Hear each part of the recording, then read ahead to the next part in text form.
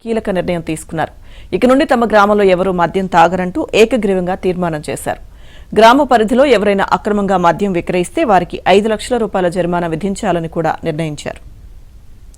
గ్రామంలో శాంతి భద్రతలు, యువత భవిష్యత్తు, కుటుంబాల సంక్షేమాన్ని దృష్టిలో ఉంచుకొని ఈ నిర్ణయం తీసుకున్నట్లు సర్పంచ్ తెలిపారు.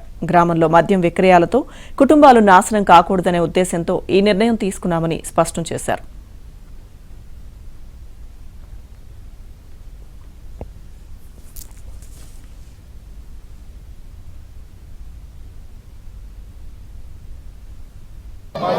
కలిగే నష్టాలను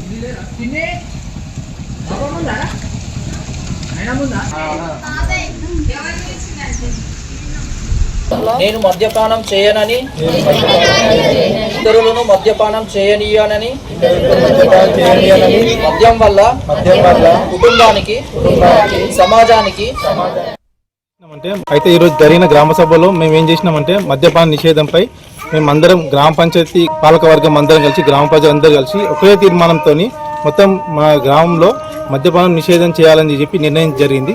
అయితే చిన్న చిన్న సంఘటన జరిగిన ఏంటంటే తాగడం వల్ల రాత్రి గొడవడము, ఒక బండిని అంటబెట్టేసేసి మళ్ళీ నెక్స్ట్ డే మళ్ళీ మార్నింగ్ అదే టైంలో మళ్ళీ పోయి తాగేసి వచ్చి వాళ్ళ తండ్రిని నెత్తి మీద కొడితే మొత్తం నెత్తి పగిలిపోయి ఒక 10-15 కుట్లు పడి రక్తం కారే విధంగా ఆ విధంగా జరిగింది. అదేవిధంగా చిన్న చిన్న పిల్లలు ఈ మద్యానికి బానిస అయిపోయి అయితే ఇక్కడ కొన్ని సంసారాలు ఖరాబ్ అవుతున్నాయి. మందులు అమ్మొద్దు, బాగా తాగొచ్చి కొడుతుర్రు ఆడోళ్ళని, సంసారం అంతా ఆగమైపోతుంది.